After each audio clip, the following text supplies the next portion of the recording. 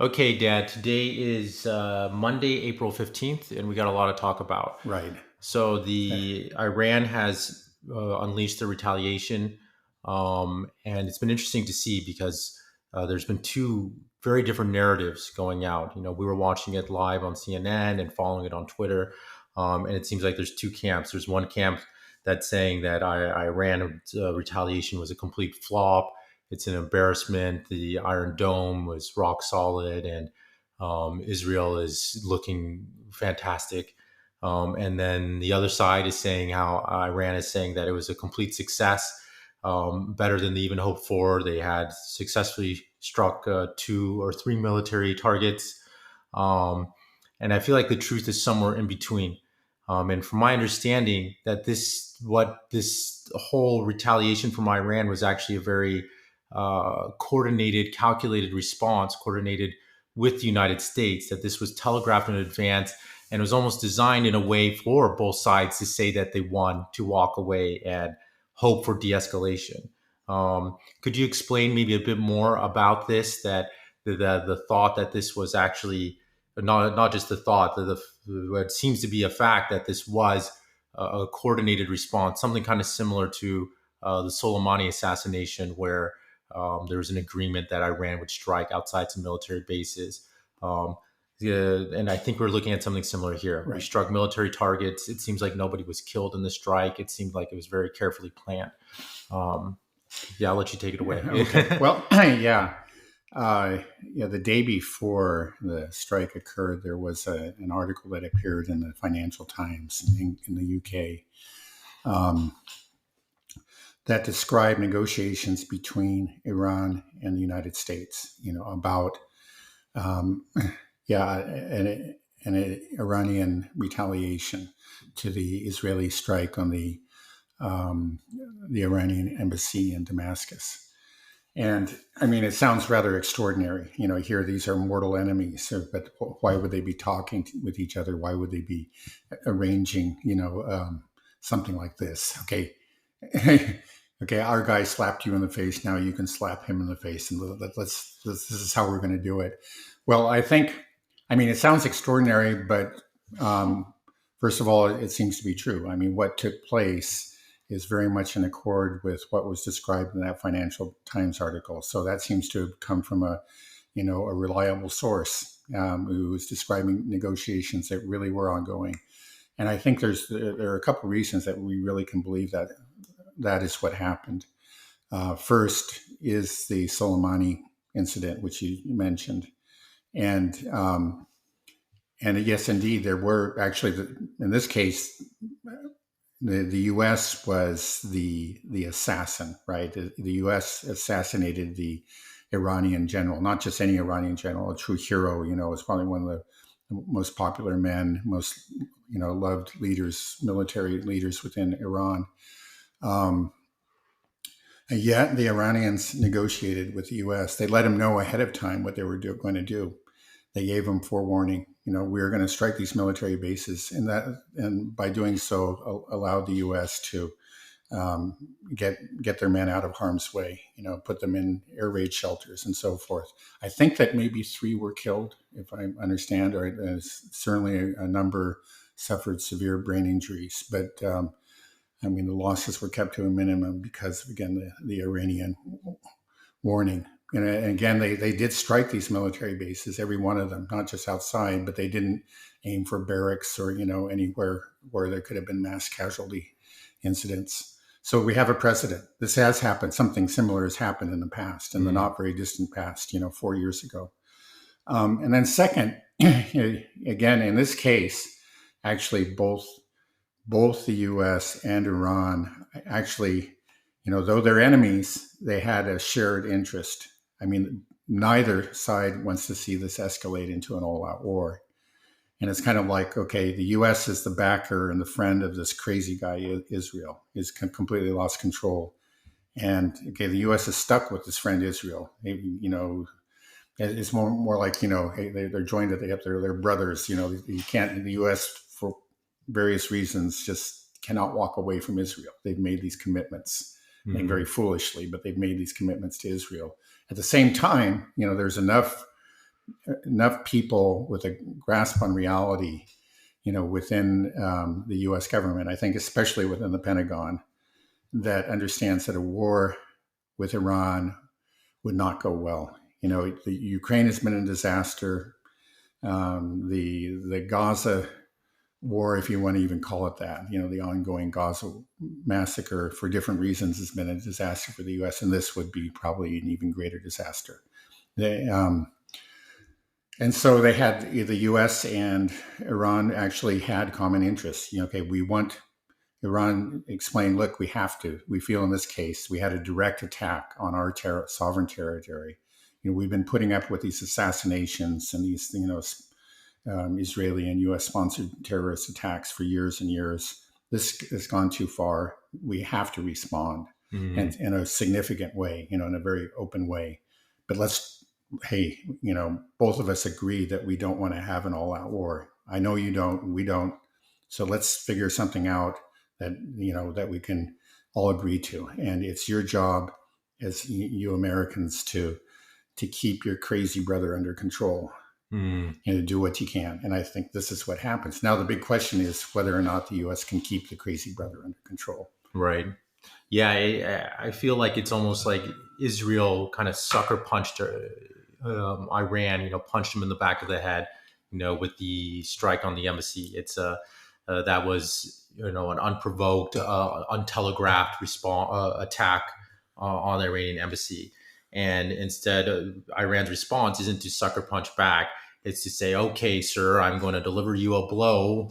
It's right here on your chest, right here. It's coming, clearly telegraphing it. Right. And that's what we saw on the news. Right. They're saying imminent attack coming, 48 hours.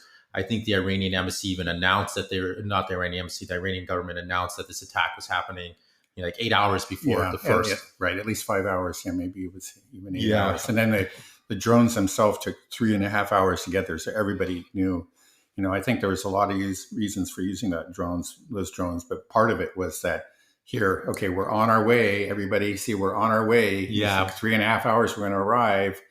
And that gave time for the Israelis. Of course, the Iranians knew this, to evacuate bases, and get people in air raid shelters and whatever, and to ensure that the casualties would be minimized or completely avoided, which seems to have been the case. Right. Do you think the targets were also telegraphed, that the Iran told specifically we will be hitting which air bases? I don't think they declared ahead of time, but I think probably the Israelis could guess. Right. Because they chose bases which were believed to be involved in the Damascus embassy attack, 2 air bases and apparently some intelligence headquarters. Right. So maybe you can assess the actual damage, what was done. So first of all, are you able to tell us what munitions were being used by Iran? Okay. Well, there was, I think, something like 180 drones, Shahad drones. And these are slow moving and fairly large drones. They go about as fast as a Cessna aircraft. It takes 3.5 hours to go the roughly 1,000 miles from Iran to Israel. And it's obvious. Everybody knew, I think, like the moment they took off, that these could be shot down. I mean, look, it's just, you can even do it with older technology. I imagine machine guns or something in some cases. So I've heard that at least, maybe 1 or 2 of them actually did make it through, but that really wasn't the point of these drones. I mean, I think the drones served a few purposes. And one is maybe, like I was saying, simply to telegraph, hey, we're on our way, we're coming. And then number 2 is that by trying, engaging the Israeli air defense systems, it allowed Iran to kind of map out Israel's air defense system. And then third is that it also forced the Israelis to expend quite a few missiles and at great expense, to bring these down and reduce their stocks. So that's and there's a fourth too. It's just that it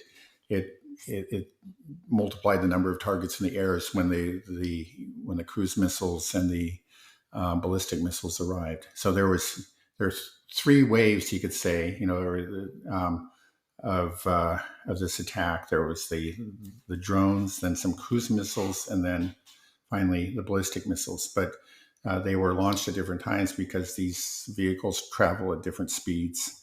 They were launched so that they would arrive more or less at the same time in Israel, and then just put a greater strain on Israel's air defense system.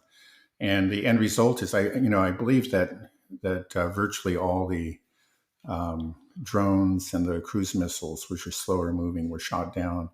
But the ballistic missiles, I don't know what the exact number is, but roughly a dozen, maybe more, made it through, hit their targets, and that was the main point. It's just like, we can hit you. Hmm. Right. I've heard seven ballistic missiles hit the target, but I don't know if that's been verified. Yeah, But you hear different things, and I don't know if we'll ever know for sure. when we say ballistic missiles, what are these exactly? Are these the Fatah 2 hypersonic missiles, I, or? I don't think they are. From what I mean, there were reports, especially initially, that they were hypersonic.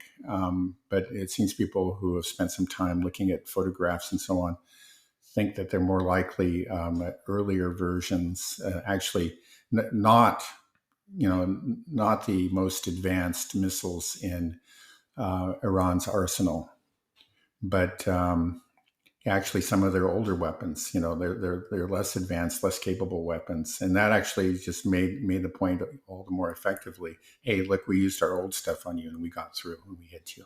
Right. Yeah, I see on Twitter so many people saying, "Oh, 99% of the missiles were intercepted. Iran's a joke." Yeah, But I think people need, like you're saying, need to realize that the point of these drones and cruise missiles was not actually to strike their targets. right, It was to, like you say, map out the air defense system. Now Iran has a clear picture of what Israel's air defense capabilities are. And also, like you said, to expend munitions. right, I heard that Israel spent $1.3 billion right, in munitions right, to intercept this small volley. right. And we're talking about these Shahid drones. I was looking up; they only cost a couple $1,000s to make. Wow. They're Yeah. really cheap. And it's like the cost of my lawnmower, So they're like sending a fleet of these slow moving lawnmowers that you have to shoot down, but each one you Right. shoot down drains you by hundreds of thousands of dollars. Right. Yeah. So I heard that the cost of the attack from Iran was probably maybe 10% of the cost of the defense. Right. Of course, these are rough numbers. Who knows? Right. But just if you think about Right. the idea of sending these slow moving, very simple one way ticket Shahad drones. And the thing is, there's precedence for this as well. We saw the same tactic used in Russia-Ukraine Right. war. Right. Russia did the same thing. And they still do. Actually, they'll send decoy drones ahead of time. Right, and I think the drones that the Russians were using are very similar to these same. It's Right. built off of the Iranian prototype, so it's Right. basically this very cost-effective drone that you can send in, very easy to hit. But the whole point of it is to Right. be hit, Right. because every Patriot missile costs something like $2 to $5 million. I forget. Yeah. It's in the millions. Right. I forget the exact Right. price. It's roughly that much. Right. So you just do the math. You can, if we come to a war of attrition, which is what we're seeing Right. in Ukraine, Right. then this is the way to do it. Right. The cost of producing Right. air defense interceptors is much higher Right. than being able to produce these low cost drones. Yeah. Right. So you can say, well, Iran made at least a couple of points with this attack. One is that, hey, we can reach out and touch you.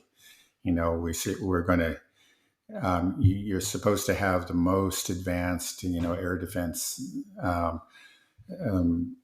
systems in the world, and we, a heavily multi-layered system, and we pass through all your layers and hit you in your most, actually your most protected places, these air bases, where, we are talking about, it's not, there are Israel's own systems, there are some Patriot batteries in Israel.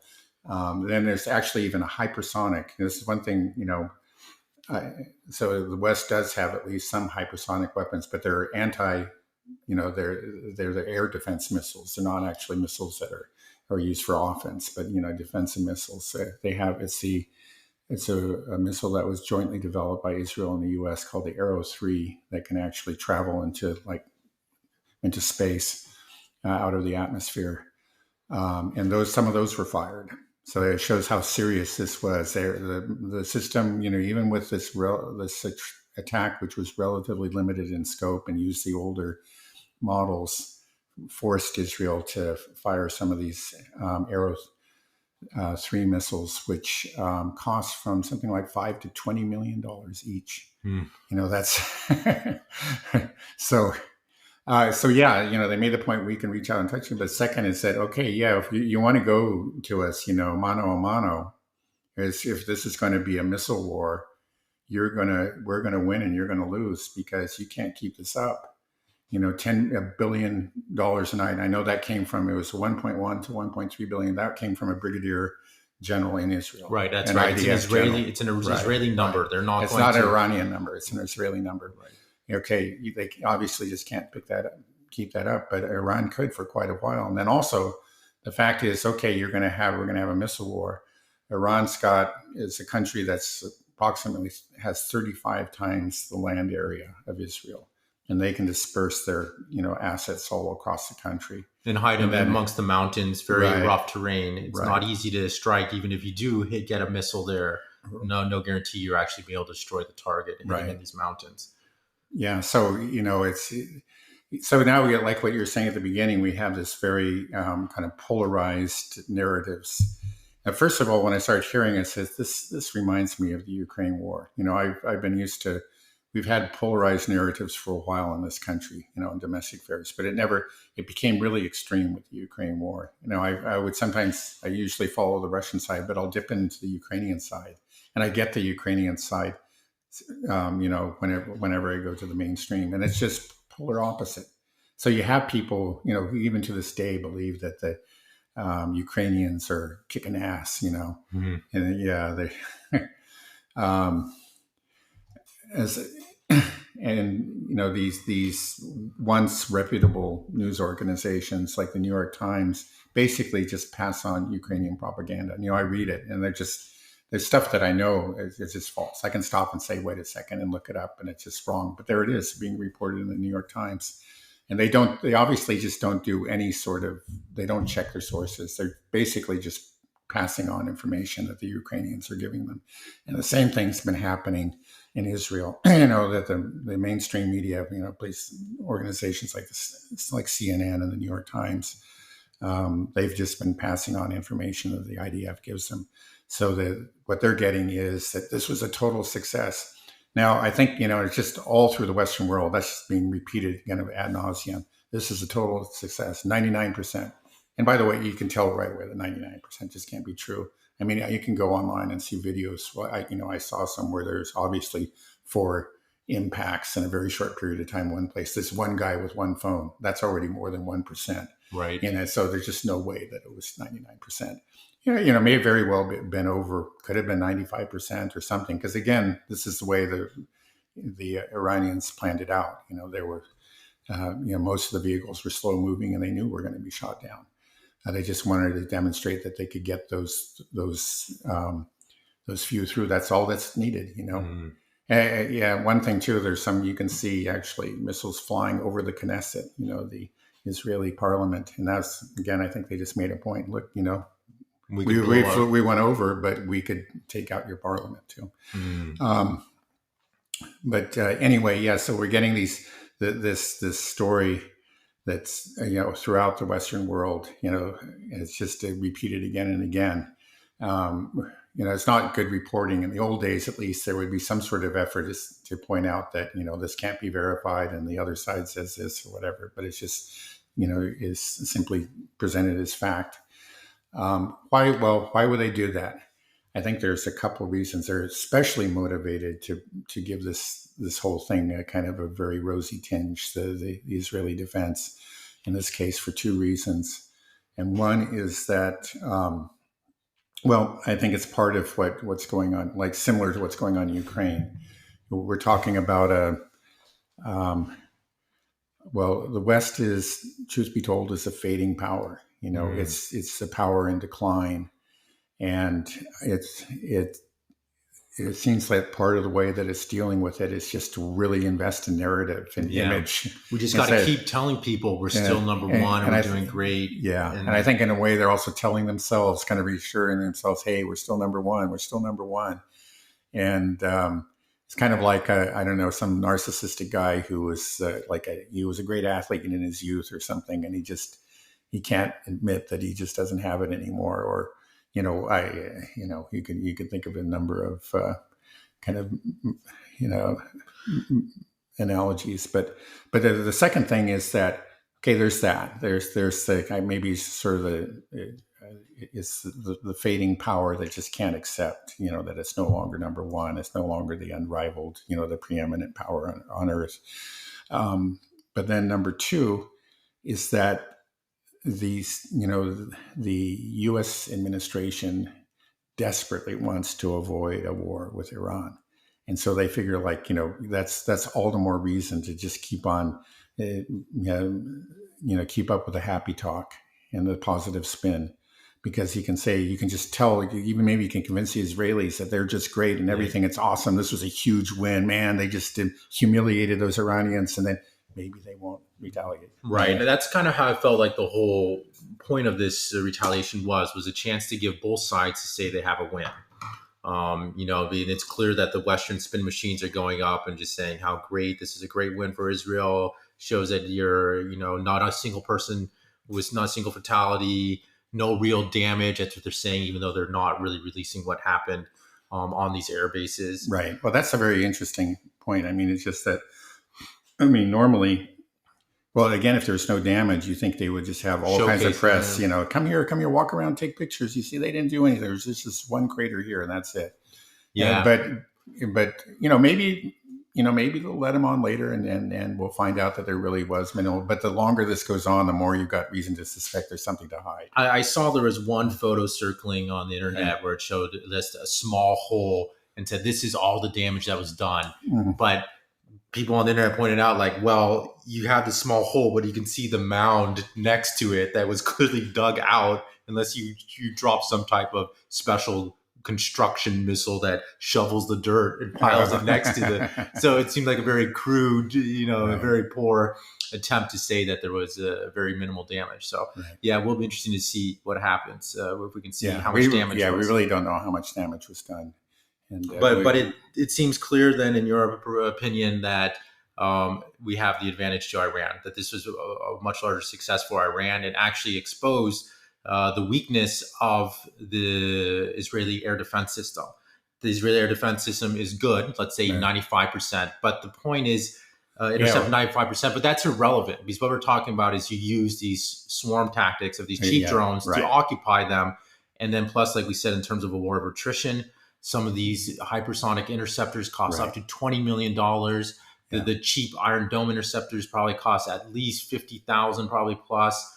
So, like we said, in a matter of 3 to 4 hours, Israel expended $1 to $1.3 billion just to intercept, this small volley. So, yeah, we said this was going to be a missile war, and it comes down to missiles and air defense. So, what's your calculation? Is it clear that the clear advantages to Iran? It seems to me, I mean, just looking again, we've considered cost, and then just also relative land areas. And then also, let's say another thing to consider is that in this particular attack, it seems clear that Israel pulled out all the stops and also had the assistance of its allies, of the French, the British, and the Americans. Mm-hmm. And I just saw a report that even the Saudi Arabians. Oh, really? This is kind of a whole separate issue, it seems it's kind of similar. I think maybe Saudi Arabia is somewhat similar to the U.S. in that, we have this faction within the U.S. government that constantly wants war with Iran, right? And then you have other people. It's not really pro-Iranian or anything, but just wants to avoid war with Iran, and it's the latter group that's has managed to stay on top of the situation, and at least has managed to have their way, fortunately, recently and in past years. And again, this is just a very recent report, but it wasn't an official statement from the Saudi government, but maybe it'll turn out that it's a false report. But it was some unnamed source that said that um, that the Saudi Air Force had engaged in some of these drones that had crossed the Saudi airspace and brought them down and accused the Iranians of being terroristic. Now that is not in line with Saudi Arabia. Actually, as I understand, the Saudi government has supported Iran. That's what I saw as well. Right. So but it's not surprising because there was a really intense rivalry between Saudi Arabia and Iran for years and years. That with proxy wars and everything. And so I'm sure there are factions within Saudi Arabia that still see Iran as the main enemy. And it's possible that maybe they just release this false information because they just want to, counter the official narrative, or perhaps there was some sort of some units within the Saudi army that did in fact shoot down some of these drones. But that's not the main issue here. That's a tangent. And the main thing is that Israel was supported by France, the UK, and the US. There were British fighters in the air, American fighters, in Iraq, and they're shooting down these drones. There were ships in the Red Sea and in the Eastern Mediterranean, French and U.S. ships that were also actually firing air defense missiles. So they went all out. They pulled out all stops. There was allies, and they themselves spent just the Israelis spent over $1 billion just in one night. Right. But the Iranians, again, it wasn't a minor attack. It was significant and substantial. That was part of the point. But they didn't go all. One thing is that they have very important allies in Hezbollah. Hezbollah fired some rockets, but it was clearly nothing like a really major attack. I heard Hezbollah has hundreds of thousands of rockets. Right. Well, I've heard. Okay. One place I read it was like 180, 150,000 or something, right? And then I've heard 15,000 or 1,000. I don't know. They have a lot. I think maybe highly sophisticated, maybe, in the thousands. But they have, smaller rockets, whatever, it could be easily 100,000 or something. They have a lot. Enough that especially Hezbollah is important because they're right on the border with Israel. And Israel just doesn't have the same kind of reaction time. And, you have those Shahed drones, 3.5 hours before they arrive. You're just waiting and waiting. Right, and waiting, now it's 15 minutes. Right, exactly. So, in a real attack, that Hezbollah would play a major role and would put an even a greater strain, a much greater strain on the Israeli air defense system. Right, if 300... a barrage of 300 drones and cruise missiles was enough to go overwhelm the system. Imagine what would 10,000 or 20,000, which is what would probably happen if they go all out. Right. Something you said earlier, you said it was clear that the United States was trying to not escalate, and that's why we had this conversation and coordinated strike. And then after this happened, Biden supposedly told Netanyahu, "Look, we're not going to back you in a retaliation." Right. But at the same time, Biden hasn't made any public statement. Like if he really wants, because the ball is now in Israel's court. Everybody's waiting to see, will they listen to us? And like we said, this is our crazy friend. We say, don't get into this fight. Right. But we, at the same time, we always promise them, but we got your back no matter what. Right. So Israel might be like, all right, I'm going to go attack anyways. And you said you got my back, ironclad commitment. So for me, it seems clear that if the U.S. doesn't want this to escalate, they just need to draw a very clear red line for Israel. Right. Say that, look, if you retaliate, then we will cut off aid, cut off munition support, and that should cause this matter closed. Because Iran said that the matter is resolved. They tweeted right after the attack. They said, this is in response to your embassy. This is a coordinated response. We didn't target any civilian infrastructure, only military targets. We warned you ahead of time. Nobody died. Now we can say to our people, we responded to this egregious attack on our Iranian embassy, and we have sent a clear message to Israel. let it be resolved, and it's done. That's what the whole world wants, except Yeah. for Israel. Right. So Israel was preparing a response. Israel and some people in the U.S. government. Right. Okay. So yeah, the neocons in America. Right. So you have this situation now where we could say that this is done, that we could put a lid on this and say crisis averted, everybody can sleep tight, no World War III. But for some reason, Biden just can't draw that red line. The United States can't draw that red line for Israel. So now everybody's sitting around waiting on pins and needles to see Right. if this out of control country, Israel, is going to strike Iran directly Right. and force us to say that we have to back Israel no matter what. Right. And so Right. it just seems like such a stupid situation that can be avoided. Why can't Biden just say, stop, just stop right, it. No more. This is over. Right. You Well, know, like, right. Well, I think we've talked about this before in different contexts. It's the same thing. I mean, first of all, he's a true believer, so it's hard for him to ever say no to Israel. There's so many times when he's just, declared his that he would always be loyal to Israel to his dying breath, or words to that effect. And I think he really means it. He's a real Zionist. But then the other thing too is, okay, yeah, he certainly doesn't want a war with Israel. I think enough people around him have told him this could be really bad. This, it would be bad for our military. It's not going to come out well for us. It could, it could cause you to lose the election. And I'm sure that he's hearing that. But at the same time, there is this powerful Israel lobby. I mean, it's not, who is always ready to jump on him for any kind of criticism of Israel. And unfortunately, Trump is part of that. I mean, he's attacking Biden from the Zionist position, and accusing Biden and the Democrats of stabbing Israel in the back, of being secret Hamas supporters, this kind of stuff. You hear that a lot from Republicans of establishment Republicans in general, and Trump himself. And that's something,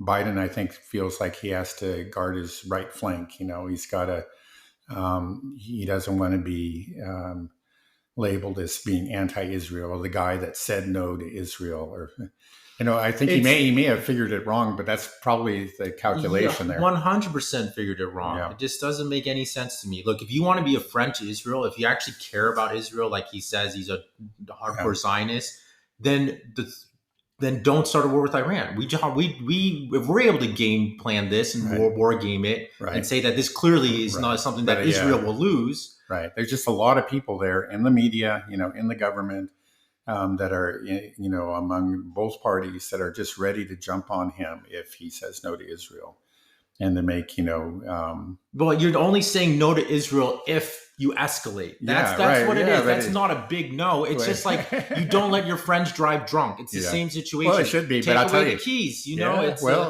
But it's, again, there are a lot of people around here who just say this crazy guy just can't do wrong. You got to give him the keys. He told me he wasn't drunk, and even if he's drunk, he's just a great guy and he can do it. And you're just a terrible person for not giving him the keys. I know it doesn't make sense, but that's the reality here in this country. So unfortunately, this thing could have been, first of all, we should never have gotten in this place in the first place because of the exact thing that we're talking about. Biden's refusal to draw red lines and rein in Israel. Right. Israel's clearly out of control, and we can't say no to them. Failure of Biden and in general the Western powers, France and the UK, to condemn Israel in the UN Security Council. It's really, I blame the United States. The Western country, that's true. They all follow the US. Right. If the US had said, okay, we got to do this because this is a clear violation of the international law. We say we're the rules-based order. They clearly broke a rule. There's just no going around. Our inability to call for a ceasefire when the whole world could see the Gaza being carpet bombed and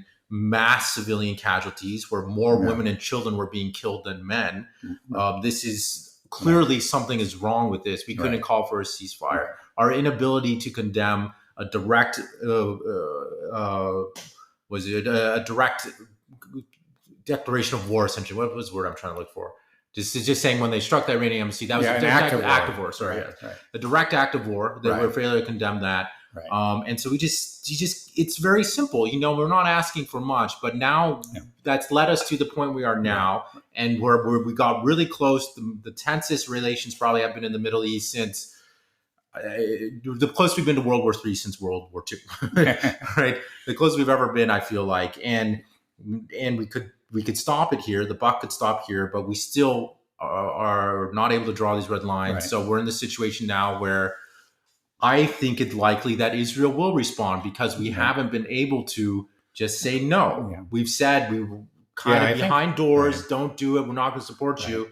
But Biden can't come right, out and publicly say it. He can't just draw this red line. So now we're at this place where we gave the keys back to this drunk driver, and we'll see what he's going to do. He's going to crash the car, and we're all riding in it. right. Well, there's that's certainly quite possible. I think it's likely. Obviously, like there are a lot of people. We say there's a faction in the U.S. government that's long wanted war with Iran, but that's been like Netanyahu himself has had that obsession for years, for decades. Seems like all of Israel does. Right. Yeah, yeah, nearly all of it anyway. So, yeah, and the thing is, they realize they cannot do it on their own. They have to get Big Brother, the U.S., involved in this. And so, and they've come awfully close. It's going to be, yeah, it doesn't seem too likely they're going to walk away from the opportunity. Here's a chance to escalate. And the only thing I can think of where maybe one reason that Netanyahu may have for pulling back from the abyss at this point, anyway, I think he may try. I'm sure he'll try again later. It's just that, okay, when Biden called him up pleading, "Don't do this, man, don't do this, I beg you," or whatever, Netanyahu saw a chance to drive a hard bargain and get something out of him.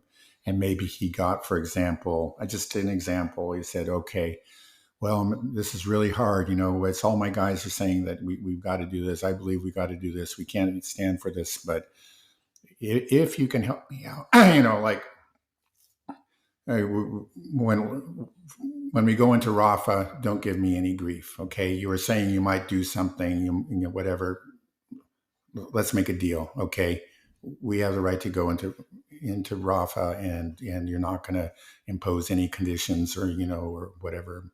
What are you saying? That's what you think might have happened? Yeah, this is just one example. It's just that, okay, politicians are deal makers. Mm-hmm. And when they sense, somebody comes to them begging, they sense a chance to make a deal.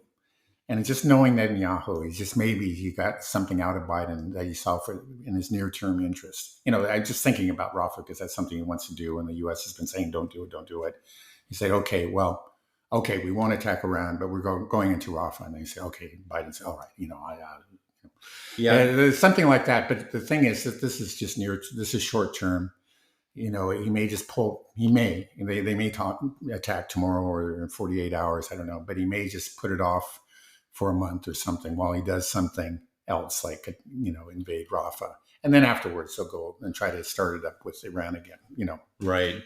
It's possible. These, again, politicians are deal makers, and these things are always happening behind the scenes. Right. Well, I mean, Israel clearly wanted to start a war. I mean, that's why they struck the Iranian embassy to begin with. They wanted a reaction, and they were hoping to use this retaliation to start a war. And you can see it on CNN when you hear reporters in Tel Aviv, Israeli reporters saying that this is the time for all of the allies to stand up and not be Neville Chamberlain, but be Winston Churchill. Right. This is your chance to fight against the army of darkness.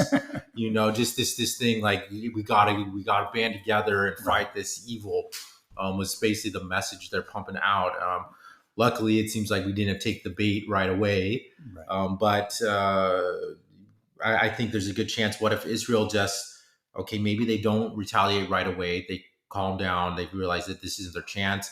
They're going to try to provoke another response from Iran or from Hezbollah to give them their green light to attack Iran and really blow the whole thing up. Right. The idea that this thing is cooled down, I think, is wrong. Right? I think it's hotter than ever. Right. It's the same people are in charge. They have the same obsessions. They're in the same fix, like we're saying. They're stuck with the half of a genocide, a failing genocide, or meaning a failing military operation and an ongoing genocide in Gaza. Right. And this is something that is, this is a huge disaster they have on their hands, a debacle. How are they going to walk away from it? And Well, this is why I think that right, so what that logic, that fact, the reality of the situation hasn't changed. And the same people are there with the same motives. If it doesn't happen right now, they're going to try again in the not too distant future. right. I think this is how it's going to play out. I think there's a 50 chance. There's a 50% chance that Israel is going to launch a direct attack against Iran and say, try to cash in that ironclad support card with the United States when it happens, and just assume that the U.S. is going to come in with them when that happens. The Right. The other, U.S. will be under tremendous pressure to do it. I think probably Netanyahu would be right. I mean, if okay, all out war broke out between Iran and Israel, the U.S. just can't sit on the sidelines. I mean, the Biden would find. I mean, they can theoretically, but just Biden couldn't. He just because of who he is and the domestic pressures that are going to be put to bear on him, he's going to join Israel. He right, can't be the guy who let Israel down, let Israel lose a war. right, and this would be a catastrophic result. This really could mean World War III, and just it could just mean millions dead. Let's tell you, Right. it could be absolutely horrible if that happens. Right. You know, It might not be World War III, but it's going to be it could be a very large regional war. I mean, but with the ever present danger of it going nuclear. That's the right? problem. It's just that again, there's the And we Samson talk right the Samson option. We talk about Russia's support for Iran, and we're a superpower coming back. Supporting. I mean, because we're almost basically at war with Russia, anyways. Once maybe Russia starts to give support to Iran in terms of more defense, then the United States, if we're actually at full blown war with Iran, we'll have to deem Russia, Russian equipment and bases as viable targets as well, potentially. Yeah, or they might not. I mean, it's just it's dangerous. The thing is, like, we're already in a very very dangerous situation in Ukraine. It's just like we are kind of walking through a minefield. We've taken it so far that we are constantly, running risks of of an uncontrolled escalation. And you just maybe will make it through the minefield. It's not etched in stone that this will definitely go to World War III or to a direct conflict between the U.S. and Russia. God forbid. But but we're just running the risk. And with this new conflict, if it breaks out in the Middle East, then the risk just becomes that much greater. Hmm.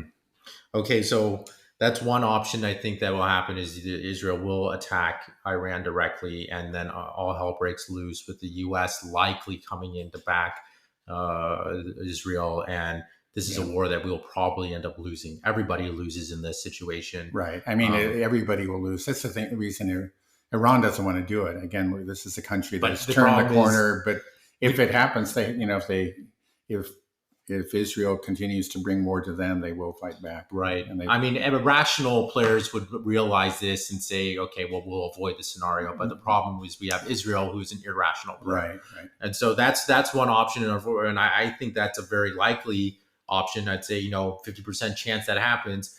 If not, the other thing that's going to happen is that Israel might resume their genocide with increased vengeance. They might try to, like you said, go into Rafah, wipe out, and the whole world's going to see this.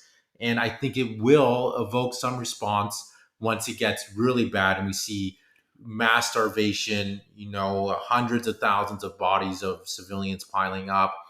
I have a feeling we're going to see some type of reaction from a group like Hezbollah, or just more unrest within these Arab countries that will put more pressure, which will maybe perhaps when Hezbollah does do lead a strike, then Israel use that opportunity to widen the conflict and drag in the United States. Right. Those seems like the only two roads that I see going forward. Right? We said before, Israel can't just stop the half genocide. Right. So Right. they're going to resume it, or they're going to just focus Yeah. on Iran and Hezbollah, Right. or Yeah, try to do well, all at once. yeah. Right. I guess I say that things are never quite so simply binary. There are always possibilities that we haven't Pretty thought damn of. close this time. Yeah, yeah, it's just a very bad situation, and you just don't. It seems you just can't see any sort of good outcome.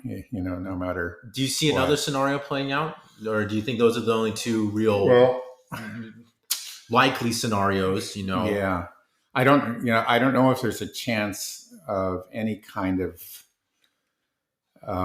Yeah, well, I guess one thing I've heard is like there's been a growing awareness within Israel. I guess you're getting these reports, that are appearing in the U.S. media, but are based on interviews or conversations with Israeli leaders. I think especially military leaders that they're aware that this has been a debacle. I mean that there seems to be that this is just has not gone well, um, and perhaps there will be a significant faction within Israel that will simply put the brakes on that. But I don't know where that's going to lead, because I mean that then you do have these wild-eyed fanatics in Israel. There's always a chance, for example, of some sort of real open fissures within Israel and a civil war or something like that.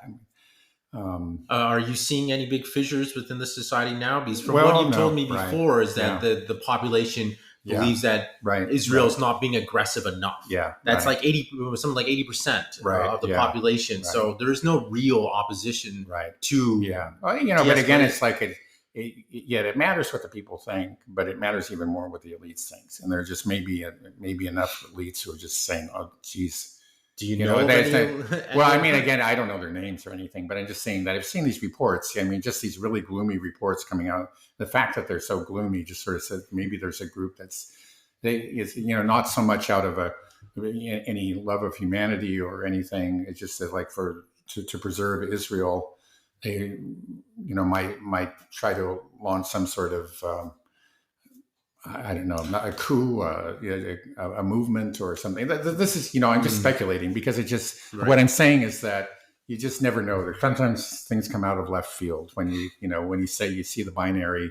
Yeah, I agree that just looking at the situation now, that just, the two alternative paths that you traced out for us seem like the only ones. But it's just history's full of surprises, and but Yeah. whatever it is, it's not good. Well, That's right. Yeah. that's true. There was an article in Haaretz that basically, I think that the title was basically Israel's lost the war against Hamas. Do you remember Yeah. that article? So that shows a huge, actually, tone shift. Right. You know, That is a tone, and I think that's just a dose of realism, which is encouraging. Now it just may be, but the thing is, we actually see things like that we've seen that in the U.S. media over the last several years, like not several years, but several months, concerning Ukraine. And it's still this, okay, there are people like within the bowels of the State Department or the Pentagon or whatever that are getting these messages out. mhm. And that means something, but they just may not have any power. And it may be the same thing with Israel. I mean, I may be attaching too much to these kind of more realistic assessments that are coming out of some parts of the Israeli government. Mhm. Yeah, I know. I saw Zelensky tweet his support for Israel, and I just thought, though, probably personally, he's got to be so scared Yeah, because right, they're already don't have any running out of right, support and munitions for Ukraine.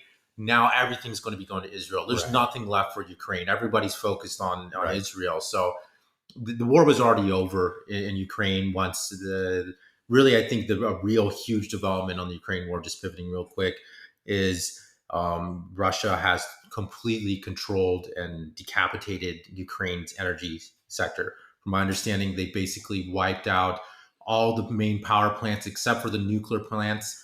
The nuclear plants are able to give just enough electricity for daily civilian life, but they're no longer able to power any industry, and they're just rationing a little bit so people can just keep their fridges on, basically, at this point. right, Um, and they have Russia has the ability to completely cut off the electricity to any city in Ukraine at will whenever it wants. Right. So it's basically holding all of Ukraine hostage. Right. But somehow we're still going and competing and wanting.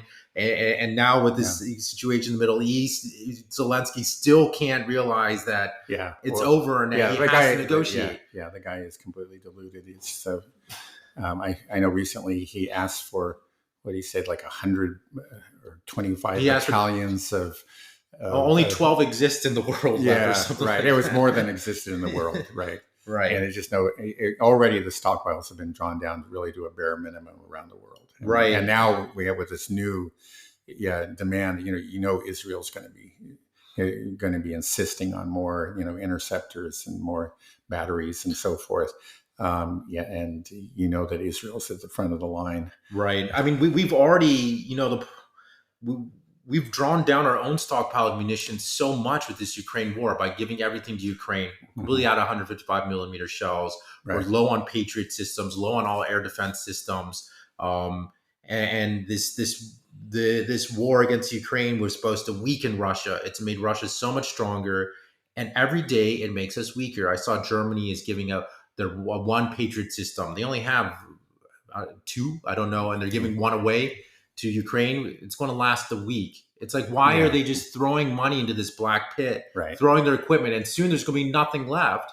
Right. And we've shown we haven't had the ability to produce anything. So it's just such bad decision making again and again. And like you said, I think the West operates all on narrative control. We have become the ultimate propaganda machine. Right. Like that's what this is. It's all propaganda. Everything I see in the news, mainstream media regarding Ukraine, a few stories did break through regarding the Middle East, but in general, everything is just propaganda. Everything Israel spits out is propaganda. Everything the U.S. spits out, it's propaganda. It's like we've gone full circle from the Soviet Union at time where that was their job to churn out propaganda. Right. Now we're living in it, and everything that if you follow the war reports issued by Russia, they're always confirmed and they're accurate and they're actually conservative. They're actually very conservative. Yeah. For example, again and again, it's like you'll hear that a city has been captured by the Russians, is under Russian control. And the Ministry of Defense never comes out and says it until like a week later or something. Right. It's like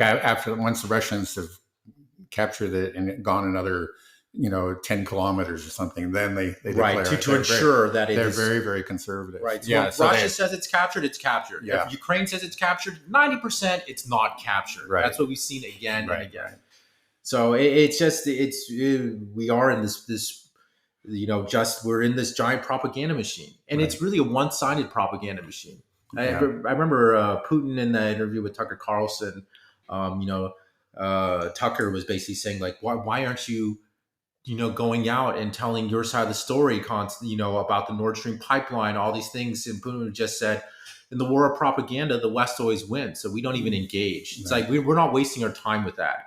We're actually worried about winning the war and focusing and being strategic. Right. The U.S. is all about spin, narrative, Ukraine, and Israel is too. And like you said, reality always wins in the eventually. So we're in just such a silly, stupid, sticky mess that was completely brought upon by ourselves. I can't think of a more horrible, incompetent president when it comes to foreign affairs and diplomacy as Biden. Just, when I saw that he was like convening with his work cabinet, I was like, oh, great. Biden's going to make a decision. The only thing I know for sure is it's going to be the wrong decision because he's been wrong 100% of the time when it comes to foreign policy. It's just right. Well, if there would be any kind of objective, assessment of these, these various ventures, but there just never seems to be. We never learn. We go from one to another.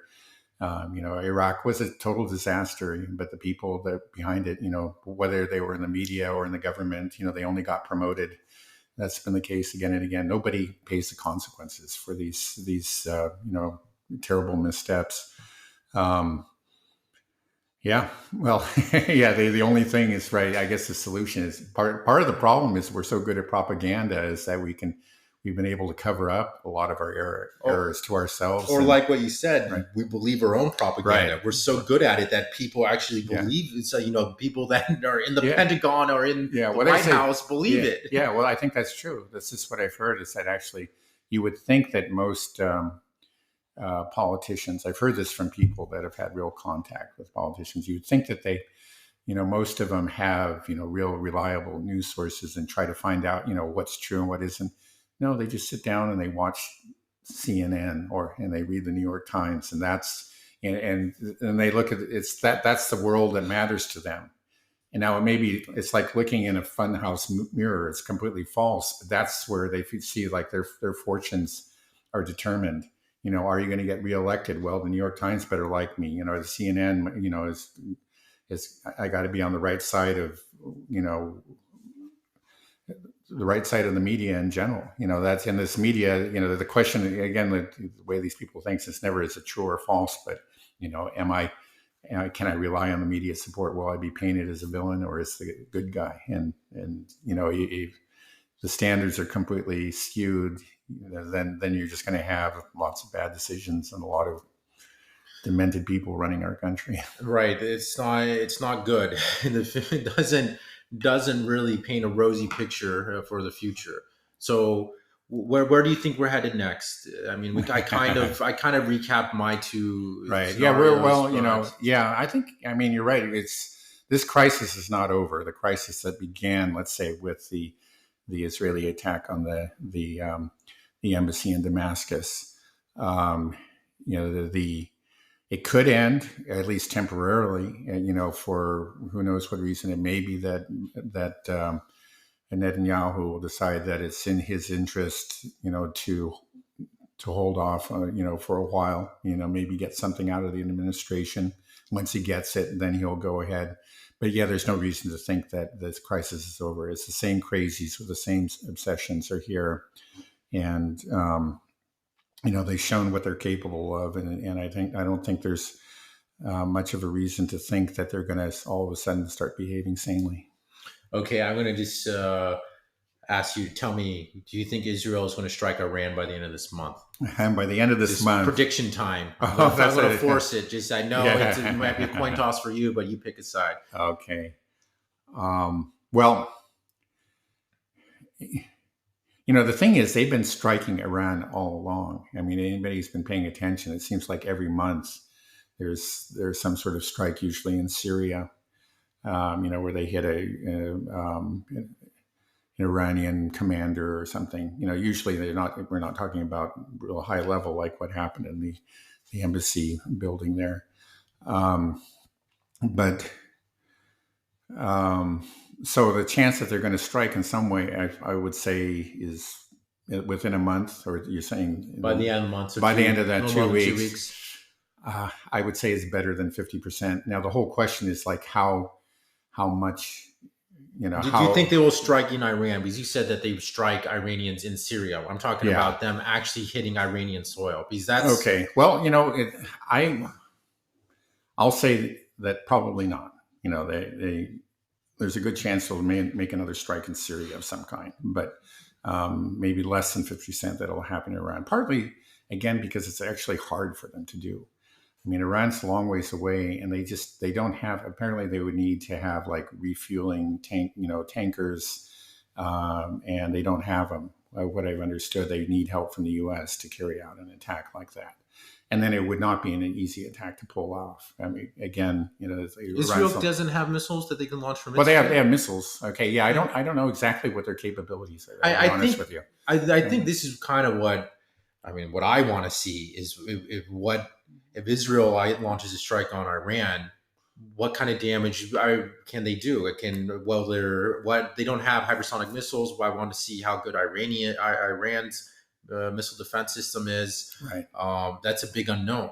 right. So I don't know if they want to show that, but it could be Yeah, if I they mean, if launch they it. the thing is, if they do that, then Iran's going to respond and in a bigger way than they did just the other night. It's going to be then we're headed towards all out war. we're going to that's going to be a major escalation. So you think that's unlikely then? I think it's unlikely, but I'm not. It's far from impossible. I mean, it's just like 40%, 60%, or something like that. I'll Jesus. say that some kind of strike. Like they'll take out another couple commanders. Like maybe it'll just be below the threshold of where Iran, thinks that they have to respond. I think down the road, eventually, they're going to try something big Well, again. uh, I just don't know when. I really don't. but the fact that Iran already responded and hit Israel, Right. I think they'll be more emboldened to do it again. Right. Like if Israel kills some commanders Right. in Syria, Iran can say, "We told you the matter is concluded Yeah. to stop, and now Right. we're going to go again. We've showed it once, and we're doing it again." Because they kind of have to back up what they said. Right. Because they said Yeah. that look, the matter is concluded. If you retaliate to this, we will respond in force. Yeah. Right. So Again, it's like the you can threshold, always you can always decide what the threshold is and calibrate it, but it doesn't mean that the other side's going to agree. right? With it. I think You're the right. threshold has been lowered Right. considerably now. Well, that's right. Well, that's one thing. That's another important thing about this attack by Iran is this is the first time. I mean, Iran has put up with all kinds of attacks over the years, and not to mention the economic war, which would never have happened if it wasn't for Israeli insistence. The cruel economic sanctions that were placed on Iran and caused a lot of suffering, a lot of deaths. Because medicines couldn't be obtained and so on and so forth. This is something that Iran has suffered and has just had to bear for years and years. Now this is a real turning point. You're right. I mean, this is a whole new world. This time they responded and they struck Israel directly, and so they put Israel on notice with this that we can do this and we're going to do it again if you continue to attack us. Right. So I think there is going to be a response. You also agree there's going to be a response. Yeah. If they strike Iran, then I think without a doubt there's going to be all-out war. Maybe we say without a doubt, but quickly it could, that's where uncontrolled escalation. Yeah, we're going up the escalation ladder rapidly. Right. If they kill some high-level commanders or something like this in Syria, I also believe that will provoke a response from Iran, because like we said, I think the threshold has been lowered. They've shown that they can strike Israel, and they said that we will do it again if you continue, if you retaliate. So I think by the end of this month we'll see some severe escalation. That's my guess. Yeah. Well, we very well could. I think it's likely that eventually it would happen. It's just always hard to say when. It could happen very soon. You're right. We're right at this point where I'm sure a lot of people in Israel and some people within the U.S. government are thinking, strike the iron while it's hot. This is our one chance. And they're going to be pushing hard. So, they may get their way. I don't deny it. There's clearly another. Why do we have insane people in charge? Why do we have just crazy people that run our countries, our governments? It's just so crazy that this is just so easily avoidable. Right. And we could be living in a prosperous world right. together in harmony, right. but we just don't want to. Yeah. Well, it's a problem that's been long in the making. People that have followed Israel and the occupation of Palestine for decades have seen this, have pointed out it again and again that Israel always gets a pass, that clearly in violation of international law, we constantly violate our own principles in supporting them. We've created a monster. It didn't happen overnight. It started, I would say, if you want to point to one incident, it's the attack on the USS Liberty that we've discussed, before in 1967, when Israel actually, attacked a U.S. ship, and but we did nothing about it. Our president just buried the story, and that was right. Such pussies. And starting there, it's just Israel began to learn that they can do anything. So it's just like right now, you say that maybe they promise, okay, we won't do it. But they're probably talking and saying, "Oh, these Americans, right? We know that they're going to support us. We've seen it again and again. So let's just go for it. Mm-hmm. Maybe you just promised them on the phone that we're not going to do it. Let's attack, and then there's no way they can't. We got all our guys over there. They'll make sure that the Americans come to our aid. So let's go for it. You Right. know, that's arguments being made right now, and those guys just might win.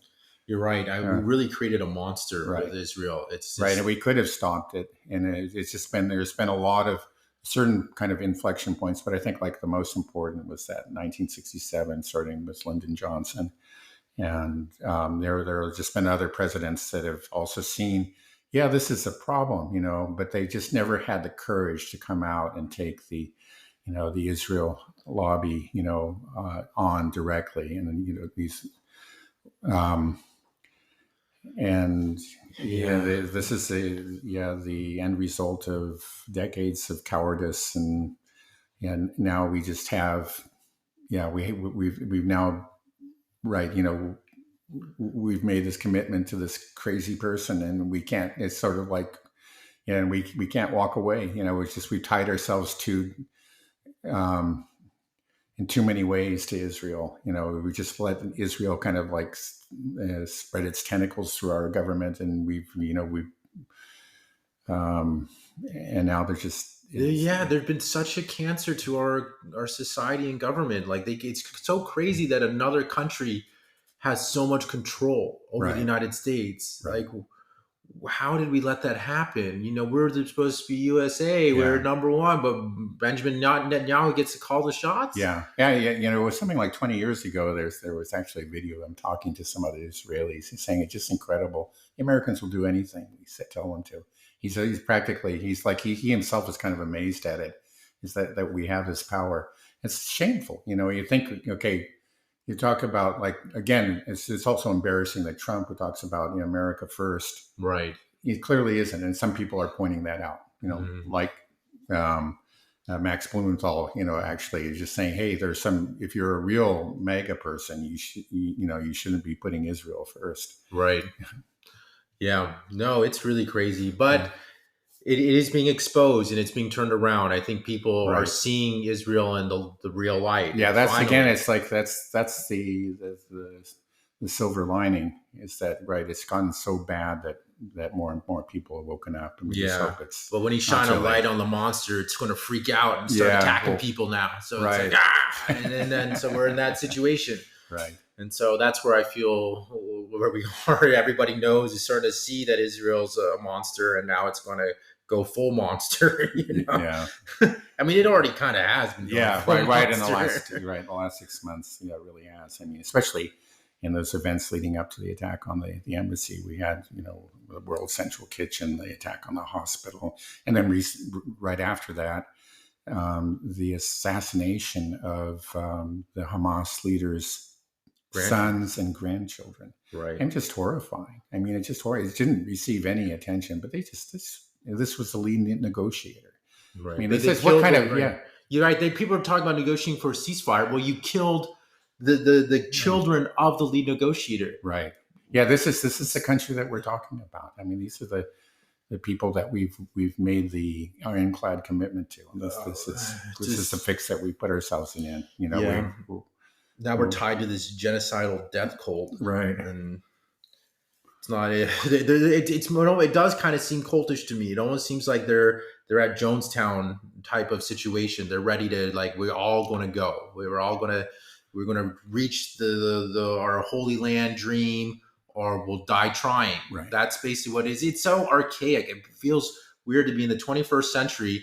I feel like I'm playing Crusader Wars. You know, where they're just, we're going to go to the Holy Land because God gave us that land, and we're going to just take it from anybody that's there.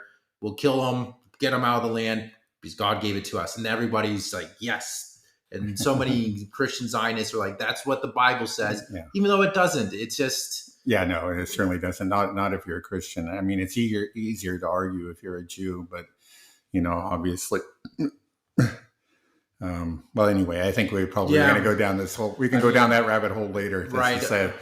I don't know. I will get too emotional. So Yeah. We'll end it here. We already gone over an hour. So, okay, let's see what happens. You're saying in 2 weeks, not huge escalation, or Yeah, I wouldn't bet a whole lot of money on it. That's what I'm saying. right. We're there's certainly a possibility. All right, let's do 10 bucks. 10 bucks. Okay, $10. All right, 10 Okay, I'll bet bucks. no huge escalation. We won't go up the escalator. escalatory ladder in the next by the end of the month. Mm. All All right, we might have to define it, but we'll define it next time. What well constitutes a enough real? so that a big enough strike so that big enough that Iran feels obligated to retaliate again. Retaliate again Right. on Israeli territory. Okay, agreed. Okay, I will take that $10 from you in 2 weeks. All right, or even sooner. Okay, thank you, Dad. All right.